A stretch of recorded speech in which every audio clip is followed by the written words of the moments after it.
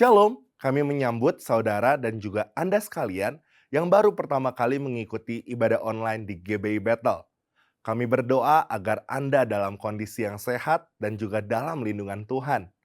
Bagi Anda yang baru pertama kali mengikuti ibadah online, ataupun Anda yang memerlukan dukungan doa, silakan mengirimkan komentar melalui kolom chat. Sebelum kita mengikuti ibadah ini, mari sama-sama kita bersatu dalam doa. Bapa, kami mengucap syukur kalau Tuhan Yesus telah menyertai kami. Kami sementara akan mengikuti ibadah ini, sertai dari awal, pertengahan, hingga akhirnya. Di dalam nama Tuhan Yesus, kami telah berdoa dan mengucap syukur. Haleluya. Amin. Selamat beribadah dan Tuhan Yesus memberkati. Kami ada semua karena kasih Tuhan. Dulu, sekarang, sampai selama-lamanya. Kasih-Nya tetap sama. Kau Bapa yang baik Tuhan. Berjalanlah bersama dengan kami Tuhan, karena kami perlu Engkau. Kau hiasi kehidupanku dengan kemurahan-Mu. Kau rancangkan masa depanku penuh dengan harapan.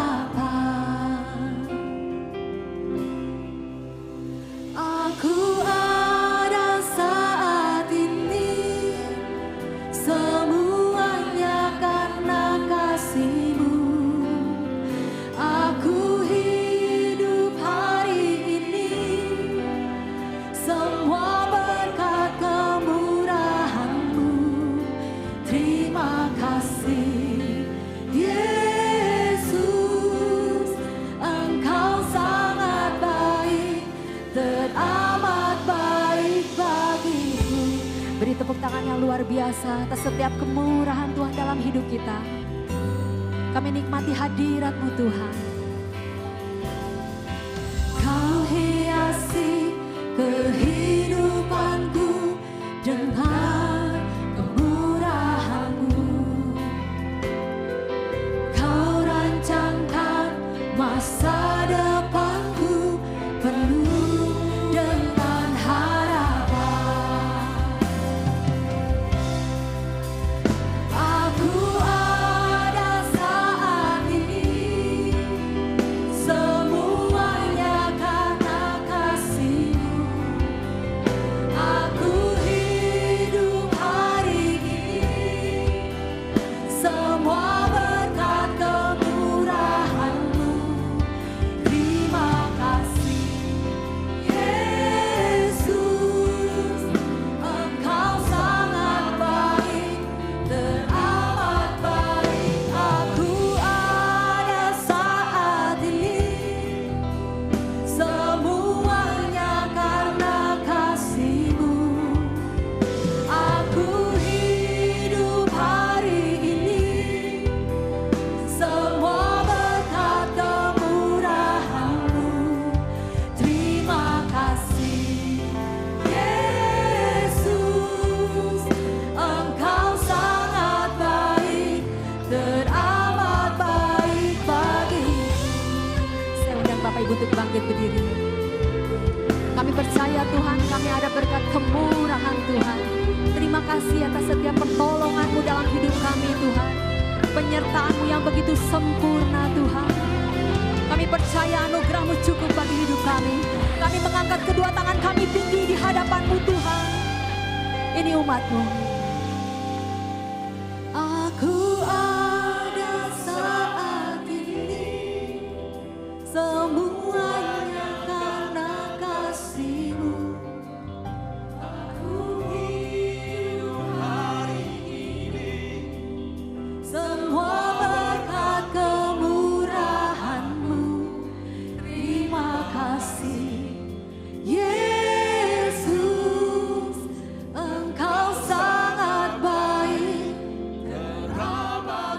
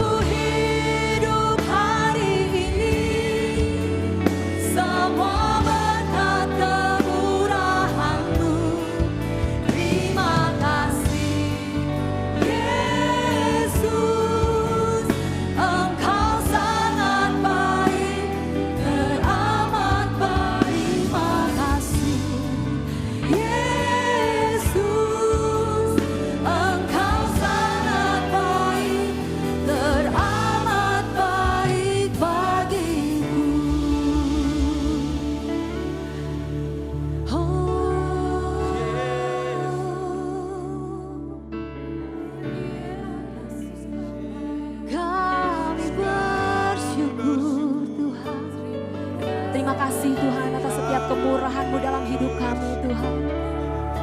Kami ada sampai saat ini semua berkat kasih setia-Mu Tuhan dalam hidup kami. Kau Bapa yang setia, tak pernah Kau tinggalkan kami Tuhan. Kami bersyukur atas anugerah-Mu. Hidup kami milik-Mu Tuhan. Yesus yang ajaib, Yesus yang setia. Kami bersyukur, angkat suara-Mu,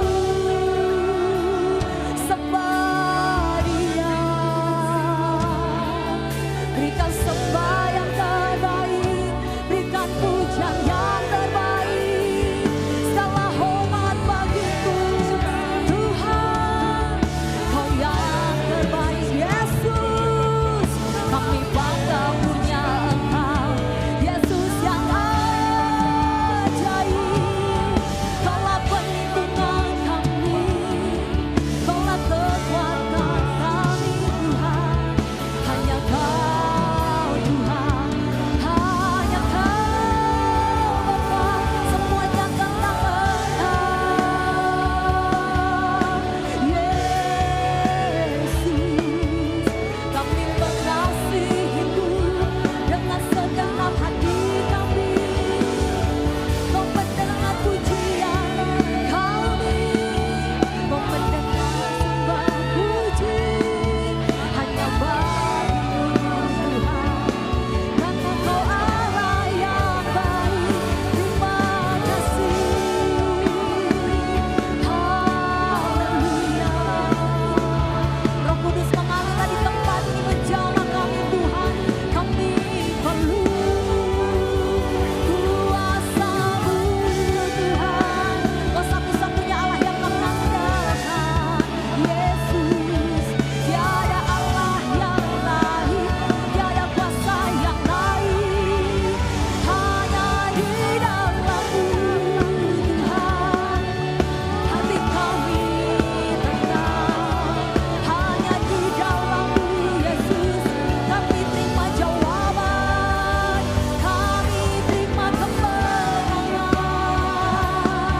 Hanya di dalam-Mu Tuhan, kami bersyukur, kami bersyukur.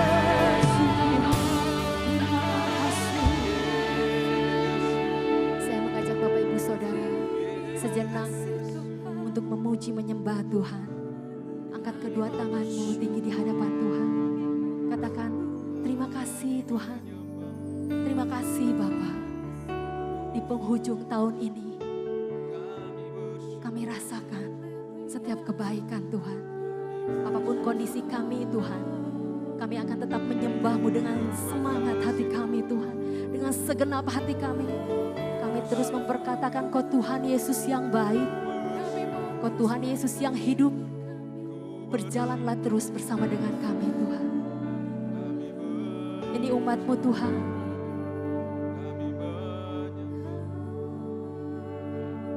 Biarlah setiap pujian penyembahan kami menyenangkan hati Engkau Tuhan.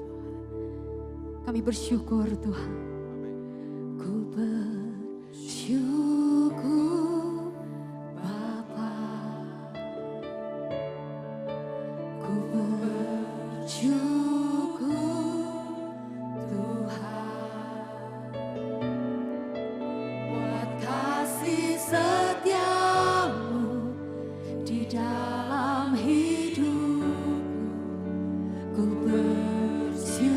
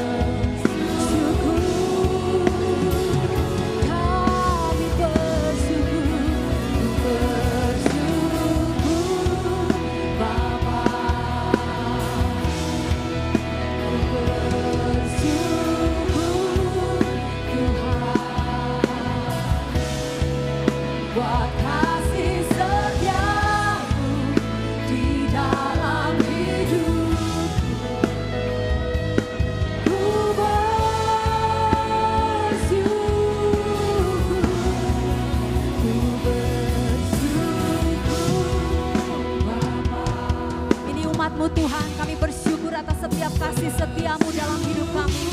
Terima kasih atas setiap pertolongan-Mu Tuhan. Jawaban-jawaban hidup-Mu Tuhan dalam hidup kami. Kasih setia-Mu tetap sama. Amin Tuhan. Bersyukur.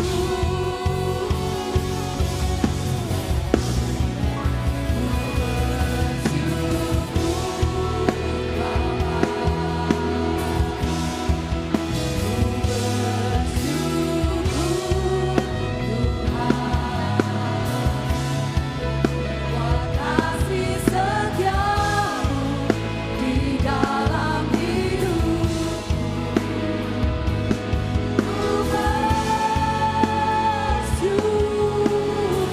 Kami bersyukur Tuhan.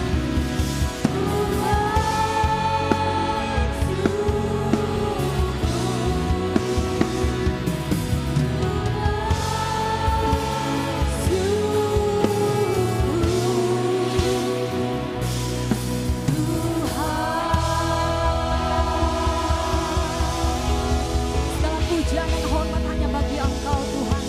Kami bersyukur atas setiap kejadian-Mu dalam hidup kami Tuhan. Karena kami percaya Kau Tuhan Yesus yang menyertai hidup kami. Kami yakin dan percaya ketika kami memuji dan menyembah-Mu, kuasa-Mu turun atas kehidupan kami. Hanya di dalam nama Tuhan Yesus. Yang percaya Tuhan Yesus baik. Boleh sama-sama katakan amin. Berapa banyak yang percaya bahwa Tuhan Yesus ada Raja, kita boleh lambaikan tanganmu tinggi di hadapan Tuhan. Biarlah segala yang bernafas memuji Tuhan. Come on!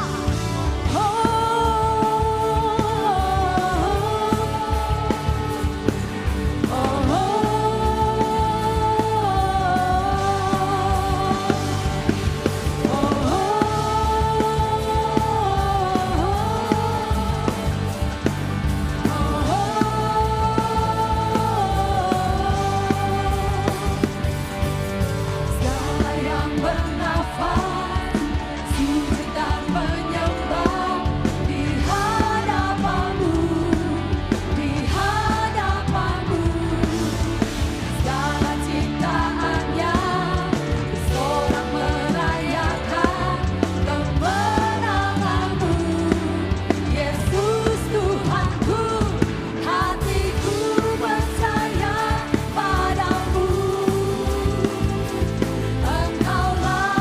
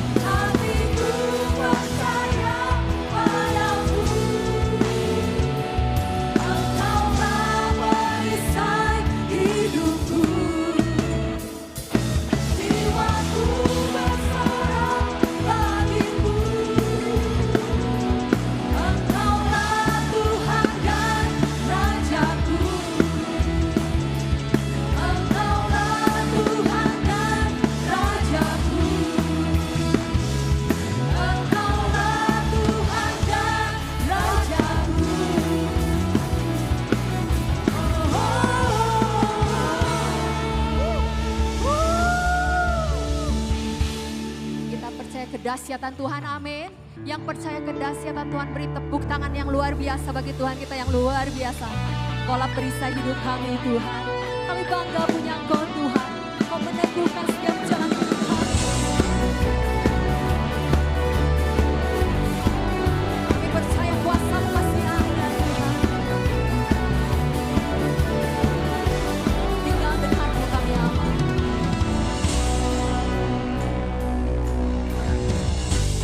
Tinggal dekat-Mu ku aman, hidup dalam-Mu ku menang.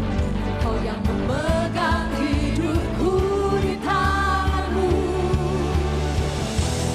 Kau meneguhkan langkahku, amin Tuhan. Kami berjalan, ku berjalan di dalam kekuatan-Mu. Tuhan Kau perisaiku, lewati badai tak akan ku goyah. Imanku tetap teguh, takkan ku ragu mengikutimu. Bangkitkan imanmu mulai pujian ini. Come on! Woo!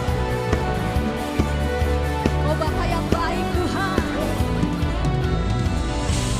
tinggal dekat-Mu ku aman, hidup dalam-Mu ku menang.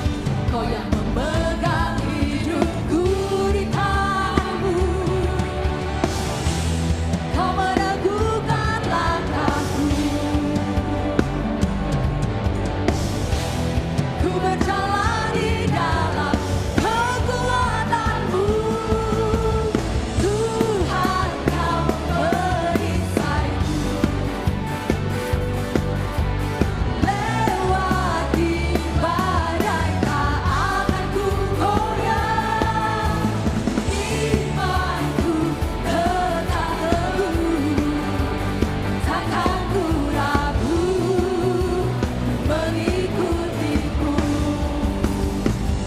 Yang tidak akan pernah ragu akan kasih Tuhan, kita bertepuk tangan di atas kepala. Haleluya.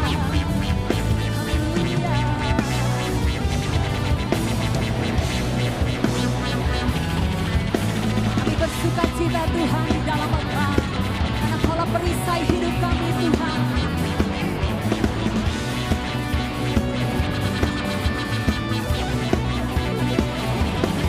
Angkat kedua tanganmu tinggi di hadapan Tuhan, katakan dengan iman. Kau meneguhkan langkahku, ku berjalan di dalam kekuatan-Mu. Kekuatan-Mu, Tuhan Kau perisaiku, lewati badai tak akan ku goyah. Imanku tetap teguh, takkan ku ragu mengikuti. Tuhan Kau perisaiku, lewati badai tak akan ku goyah. Imanku tetap teguh, takkan ku ragu mengikuti. Takkan ku ragu Tuhan, takkan ku ragu mengikutimu.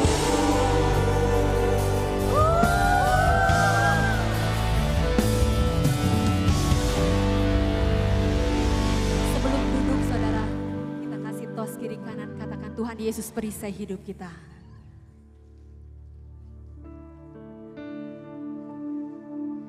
Saya persilakan saudara untuk duduk kembali. Terima kasih Tuhan atas sukacita-Mu dalam hidup kami. Kami akan melangkah teguh bersama dengan Engkau Tuhan. Terima kasih atas setiap pembelaan dalam hidup kami Tuhan. Oh Tuhan Yesus pembela, satu-satunya sahabat. Di dalam segala hal Janjinya tak berubah. Apa yang sudah difirmankan terjadi saat kita percaya. Sama-sama katakan. Di dalam segala hal janjinya tak pernah berubah. Janjinya tak berubah. Apa yang sudah difirmankan terjadi saat kita percaya. Meskipun 1000 tangan manusia menarikmu jatuh, namun Tuhan yang bela. Tangannya sanggup membuatmu naik ke gunung. Percayalah, Tuhan yang bela. Tetaplah percaya akan kuasanya masih tetap ada dalam hidup kita. Di dalam segala hal janjinya tak berubah. Apa yang sudah difirmankan terjadi saat kita percaya. Meskipun 1000 tangan manusia menarikmu jatuh, namun Tuhan yang bela. Tangannya sanggup membuatmu naik ke gunung. Percayalah, Tuhan yang bela. Meskipun saya undang Bapak Ibu untuk bangkit berdiri. Menarikmu jatuh, namun Tuhan yang bela. Tangannya sanggup membuatmu naik ke gunung. Percayalah, Tuhan yang bela. Jemaat saja katakan, meskipun 1000 tangan manusia menarikmu jatuh, namun Tuhan yang bela. Tangannya sanggup membuatmu naik ke gunung. Percayalah, Tuhan yang bela. Meskipun 1000 tangan manusia menarikmu jatuh, namun Tuhan yang bela. Tangannya sanggup membuatmu naik ke gunung. Percayalah, Tuhan yang bela. Tetaplah percayakan kuasa Tuhan dalam hidup kita. Meskipun 1000 tangan manusia menarikmu jatuh, namun Tuhan yang bela. Tangannya sanggup membuatmu naik ke gunung. Percayalah, Tuhan yang bela. Percayalah, percayalah, Tuhan yang bela.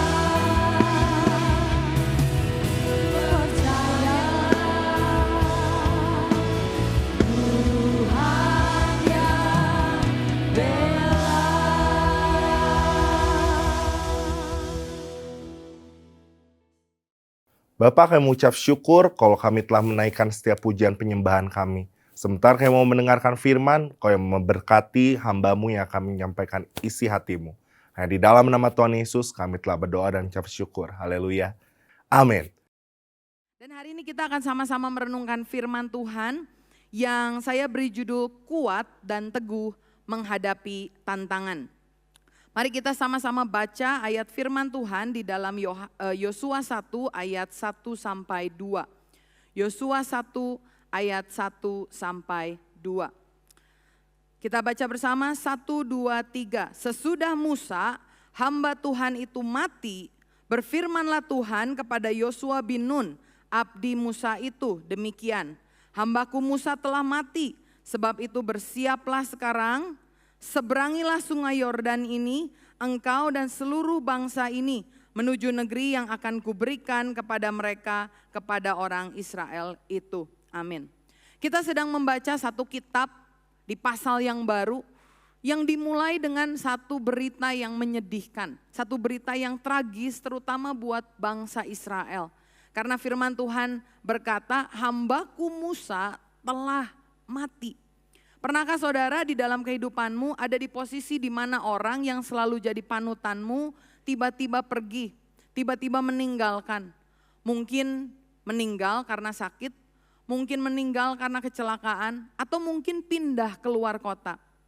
Yang pasti orang yang biasanya menjadi satu tokoh yang engkau lihat, engkau teladani, tiba-tiba hilang dari hadapanmu. Kira-kira apa yang engkau rasakan?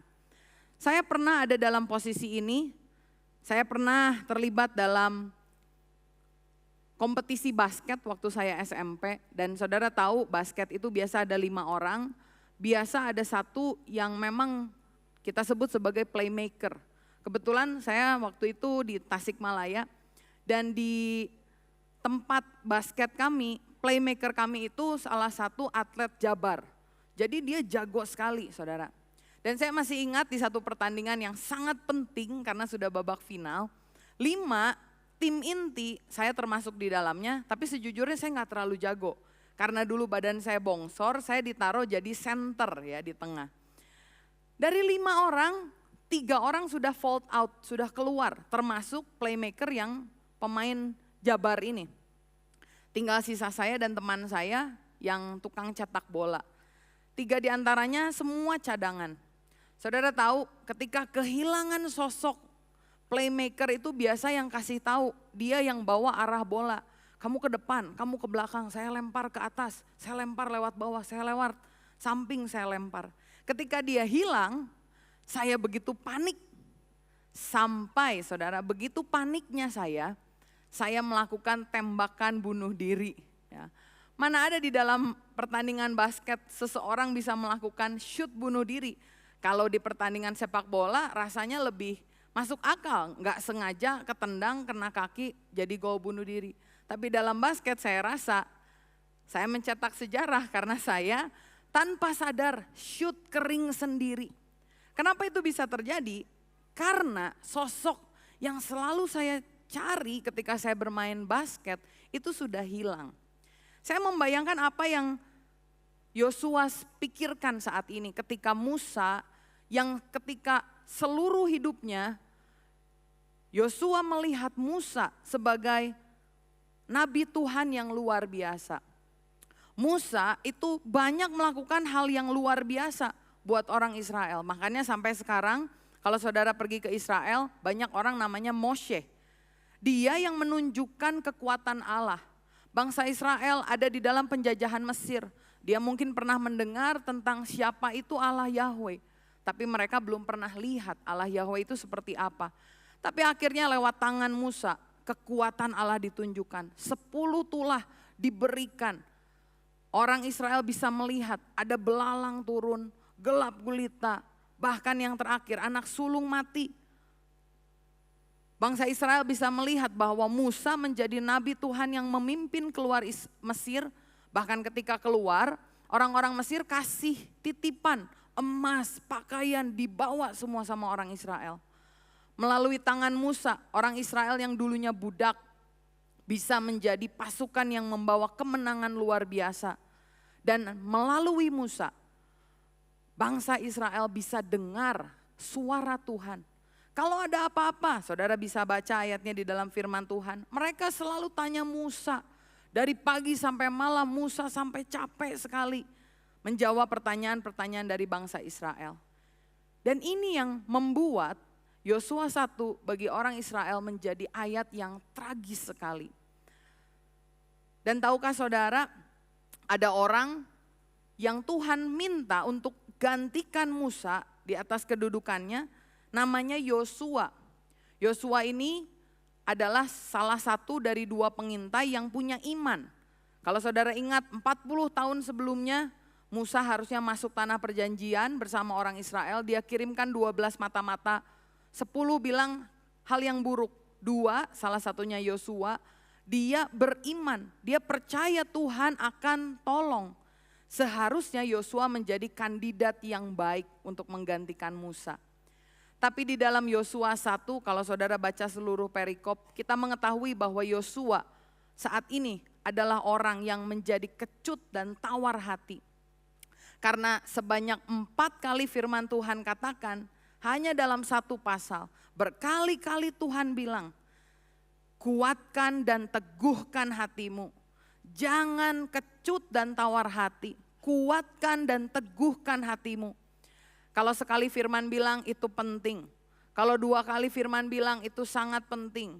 Kalau 3 kali dalam ayat yang berdekatan diulang lagi itu sangat penting. Kalau sampai 4 kali itu super penting saudara. Yosua ketika dia kehilangan figur, dia menjadi orang yang tawar hati. Mungkin karena Musa mati atau mungkin karena dia tahu dia harus memasuki satu teritori yang baru. Tapi apapun itu, kita mau sama-sama diingatkan hari ini bahwa rencana Tuhan yang indah tidak berhenti hanya pada 1 orang. Rencana Tuhan yang indah akan diteruskan kepada orang lain, entah itu anakmu, anak rohanimu, saudaramu. Tapi apa yang Tuhan lakukan tidak pernah dibatasi oleh kehidupan seseorang. Karena itu kalau kita lihat di dalam kehidupan Yosua, Tuhan ingin melakukan sesuatu yang baru.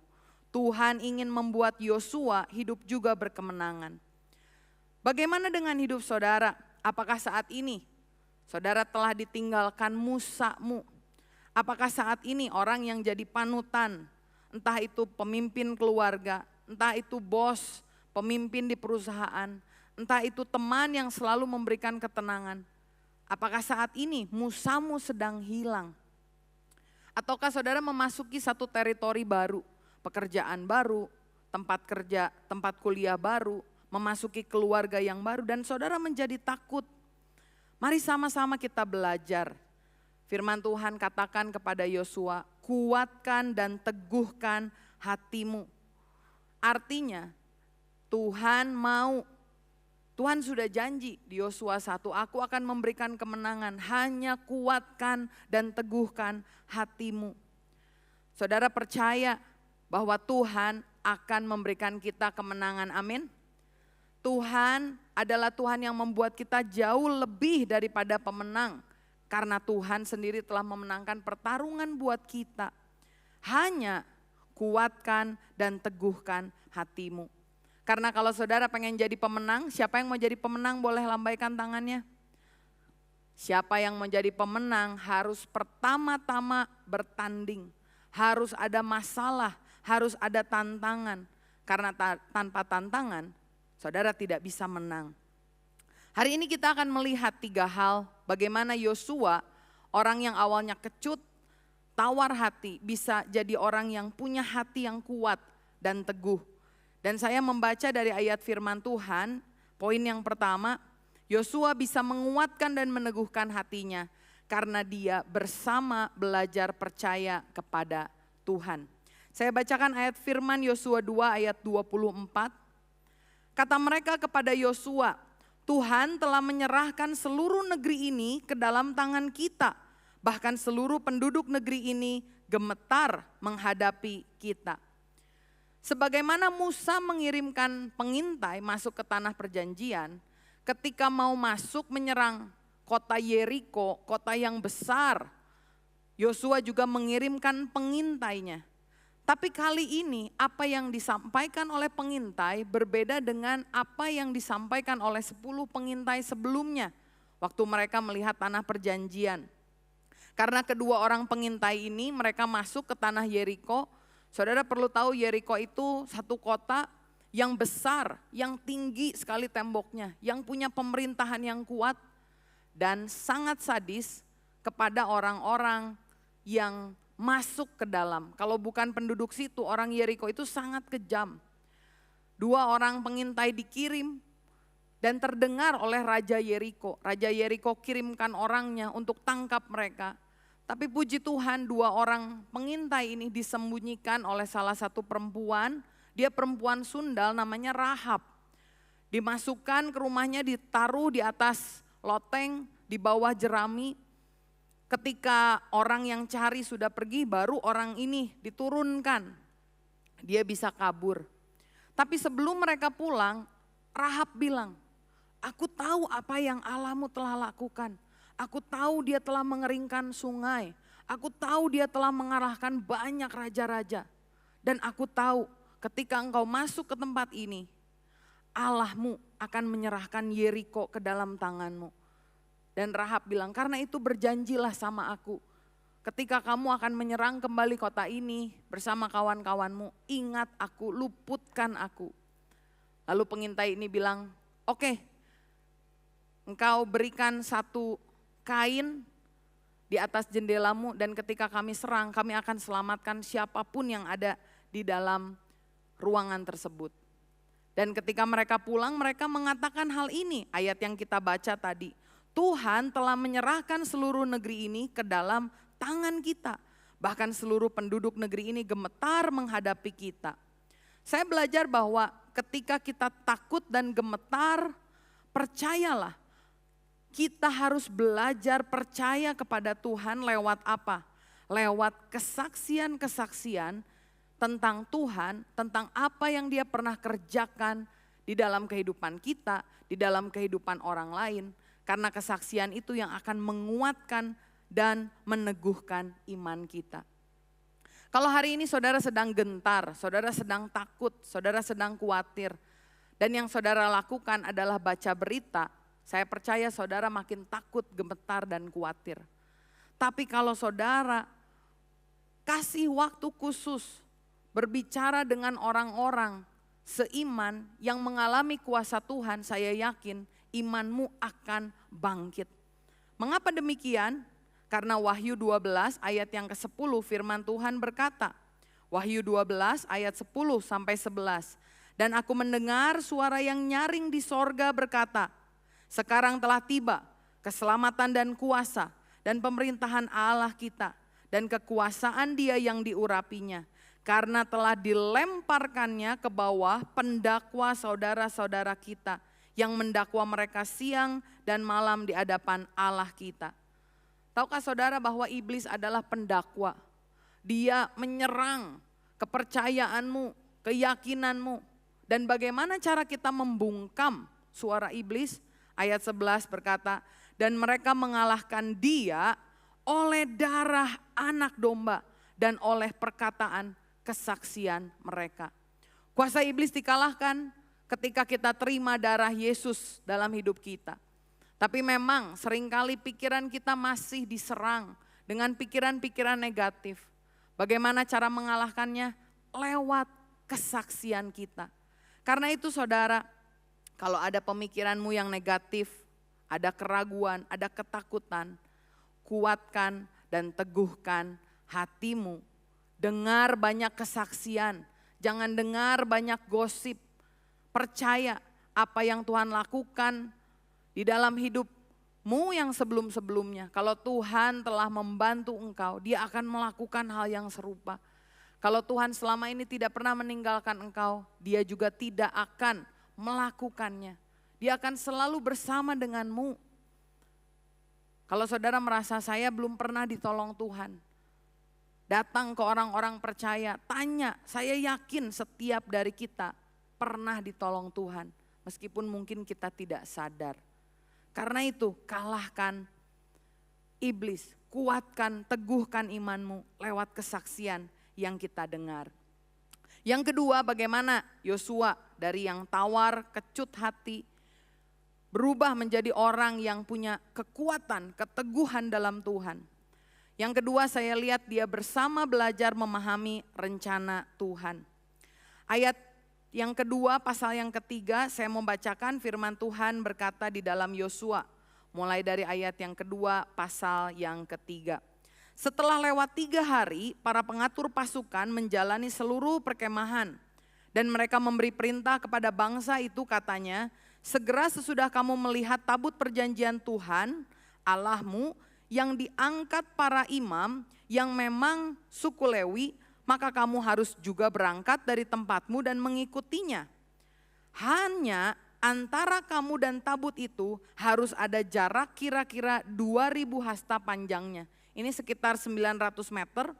Janganlah mendekatinya. Maksudnya supaya kamu mengetahui jalan yang harus kamu tempuh. Sebab jalan itu belum pernah kamu lalui dahulu. Berkatalah Yosua kepada bangsa itu, kuduskanlah dirimu, sebab besok Tuhan akan melakukan perbuatan yang ajaib di antara kamu. Satu hari saya pernah ada di pinggir pantai dan saya lihat ada orang lagi berselancar. Di pemikiran saya, kalau orang berselancar dia pasti berdiri kan saudara. Tapi saya perhatikan ini orang kok gak berdiri, dia tertelungkup dengan dadanya di bawah di papan selancar seperti sedang menanti sesuatu. Tiba-tiba waktu air tenang dia mendayung dengan tangannya, dia ke tengah dan tiba-tiba dia manuver. Dia manuver langsung dia berdiri dan tiba-tiba di saat dia berdiri ombak datang sehingga dia bisa menunggangi ombak sampai ke tepian. Saya lihat ternyata orang yang bisa surfing, bisa berselancar dengan handal, dengan orang yang tidak bisa berselancar dengan handal, bedanya itu, kalau yang berselancar handal dia bisa tahu arah angin, kapan ombak datang, kapan ombak pecah, sehingga itu dia bisa memposisikan dirinya. Ketika ombak datang dia bisa menaiki ombak. Tahukah saudara bahwa di dalam kehidupan kita, seringkali kita pikir, oh kan Tuhan ada 2 ekstrim. Orang bilang Tuhan akan bekerja sesuai dengan kedaulatan Tuhan. Tapi di sisi lain ada yang bilang kita harus menunjukkan pekerjaan perbuatan kita agar Tuhan bergerak. Mana yang benar? Sebetulnya kalau saya lihat dari ayat yang kita baca, Yosua sudah tahu Tuhan mau melakukan perkara yang besar. Di dalam firman Tuhan Yosua berkata Tuhan akan melakukan perkara yang ajaib. Itu bagiannya Tuhan saudara. Tapi pada bagiannya kita, Yosua berkata kuduskanlah dirimu. Kuduskanlah dirimu. Sama seperti peselancar tadi, dia tidak pernah bisa menentukan kapan ombak datang. Tapi peselancar yang handal dia memposisikan dirinya, dia bersiap, dia tahu kapan ombak akan datang, kapan ombak akan pecah. Dia membuat dirinya peka sehingga ketika ombak datang dia bersiap untuk menunggangi ombak. Dalam kehidupan Yosua kita lihat dia menyadari bahwa ketika Musa sudah tidak ada, dia menyadari bahwa orang Israel harus betul-betul mengandalkan bukan lagi Musa tetapi Tuhan. Kalau selama ini waktu ada Musa mereka enak sekali, Musa kemana? Jalan, jalan. Musa kita berhenti, Musa lihat yang awan api berhenti. Musa kita mau kemana nih? Oh lewat sungai, oke dia lewat sungai. Waktu sungai terbelah, ya, Musa yang duluan maju, dia membentangkan tangannya lalu laut terbelah. Tapi sekarang Musanya enggak ada. Karena itulah Yosua sadar bahwa dia perlu memposisikan dirinya. Orang-orang Israel perlu memposisikan dirinya untuk mereka bisa mengetahui apa yang menjadi maksud Tuhan dalam hidup mereka. Ayat yang keempat tadi berkata, hanya antara kamu dengan tabut itu harus ada jarak kira-kira 2000 hasta panjangnya. Artinya agak jauh, ini menunjukkan kehormatan kepada hadirat Allah. Jangan mendekatinya, maksudnya supaya kamu mengetahui jalan yang harus kau tempuh, sebab jalan itu belum pernah kamu lalui.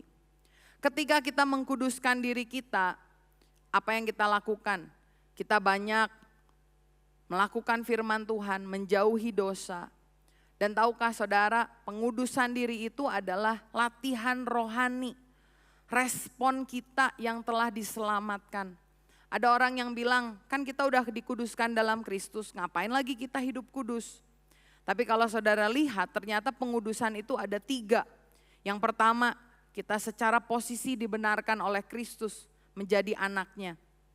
Yang kedua, proses hidup kita selalu dikuduskan. Hidup benar oleh firman dan Roh Kudus, bukan dengan kekuatan kita. Tapi ada progres. Orang Kristen hari ini bertobat bukan berarti besok langsung jadi seperti Kristus. Karena itu kurang tepat rasanya kalau saudara bilang, oh kan dia ke gereja, kenapa orangnya seperti itu? Karena setiap dari kita setelah kita dibenarkan, posisi kita diperbaharui sebagai anak Tuhan, kita harus belajar terus karakter kita disempurnakan menjadi seperti Kristus. Sampai akhirnya kita sampai ke bagian ketiga, kesempurnaan waktu Tuhan Yesus datang. Jadi sekali lagi pengudusan diri adalah respon kita. Bukan mengandalkan perbuatan diri sendiri, tetapi ketika hidup dalam pertobatan kita mau hidup kudus. 2 Korintus 7 ayat 1, firman Tuhan, Rasul Paulus berkata, saudara-saudaraku yang kekasih, karena kita sekarang memiliki janji-janji itu, marilah kita menyucikan diri kita semua dari pencemaran jasmani dan rohani, dan dengan demikian menyempurnakan kekudusan kita dalam takut akan Tuhan. Kalau saudara saat ini sedang lemah imanmu, kalau saudara ingin jadi kuat, ingin jadi teguh, bersiap belajar untuk menguduskan dirimu, memahami rencana Tuhan. Ketika misalkan saudara mau ambil waktu untuk berpuasa, puasa itu bukannya mengubah keputusan Tuhan, tetapi membuat mata rohani kita menjadi melek, mengerti tentang apa yang Tuhan mau dalam hidup kita. Yosua yang dari kecut tawar hati, dia belajar bersama, melihat, menguduskan dirinya, memperhatikan, memposisikan dirinya, sehingga dia tahu apa yang harus dia lakukan. Dan apa yang harus dia lakukan setelah ayat ini dikisahkan bahwa Tuhan menyuruh Yosua untuk berjalan masuk ke dalam sungai Yordan.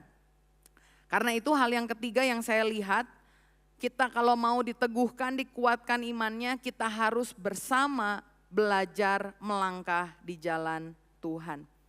Firman Tuhan di Yosua 3 ayatnya yang ke-15 dikatakan, segera sesudah para pengangkat tabut itu sampai ke sungai Yordan dan para imam pengangkat tabut itu mencelupkan kakinya ke dalam air di tepi sungai itu, sungai Yordan itu sebak sampai meluap sepanjang tepinya selama musim menuai.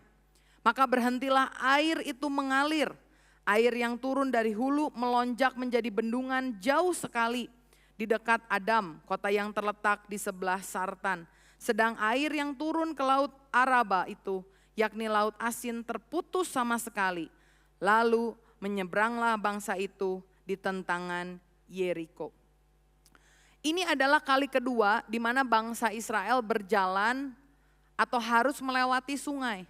Di kali yang pertama terlihat lebih mudah, saudara. Karena Musa turun duluan, dia membentangkan tangannya.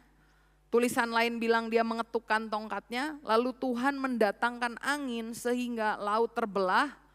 Lalu manusia, orang Israel itu berjalan di tanah yang kering. Tapi kali ini Allah tidak melakukan pembelahan laut terlebih dahulu. Tapi Allah menyuruh 12 imam mengangkat tabut berjalan ke arah sungai Yordan. Kalau saudara tadi lihat, firman Tuhan bilang sungai Yordan sedang musim menuai. Artinya airnya sedang banyak, sedang bergejolak.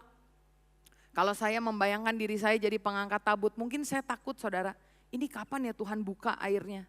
Sampai begitu kaki tercelup pun belum terbuka. Tapi ketika mereka bersama berjalan sehati, maka terjadilah mujizat. Saudara bisa perhatikan dalam kehidupan Musa dan Yosua ada perbedaan. Dalam hidup Musa, Tuhan melakukan pekerjaan lewat seorang diri, lewat Musa. Karena itulah dia dilihat menjadi nabi yang luar biasa. Laut terbelah dulu, baru bangsa Israel berjalan. Tetapi dari generasi Yosua, Tuhan memakai 12 imam dan tabut sebagai simbol hadirat Tuhan, baru mereka mencelupkan kakinya dan tanah itu menjadi kering. Ini yang menjadi poinnya.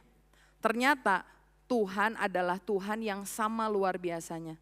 Tapi cara Tuhan melakukan mujizat dari generasi ke generasi itu bisa berbeda. Kalau mungkin saudara dulu dimenangkan Tuhan seorang diri, bisa jadi sekarang anakmu baru dimenangkan kalau mereka melangkah bersama berjalan di dalam komunitas. Karena itulah kenapa GBI Bethel menyediakan wadah-wadah komunitas-komunitas yang ada. Untuk saudara bisa berjalan bersama. Ada Bikom, kalau saudara ikutan Saya Murid Kristus, ada grup mentoring. Bethel Kids, Bethel Teens, Bethel Youth. Bahkan yang lain pun masih ada, Bethel Senior Club. Kenapa kita menyediakan itu? Mengapa kita tidak hanya melakukan ibadah hari Minggu? Karena kita percaya ketika kita mau berjalan di hadapan Tuhan, kita membutuhkan orang-orang percaya di sekitar kita. Hari ini saya mengajak salah satu adik dari Bethel Teens, dulu dia dari Bethel Teens karena sekarang sudah bertambah dewasa, mungkin lebih masuk ke Bethel Youth.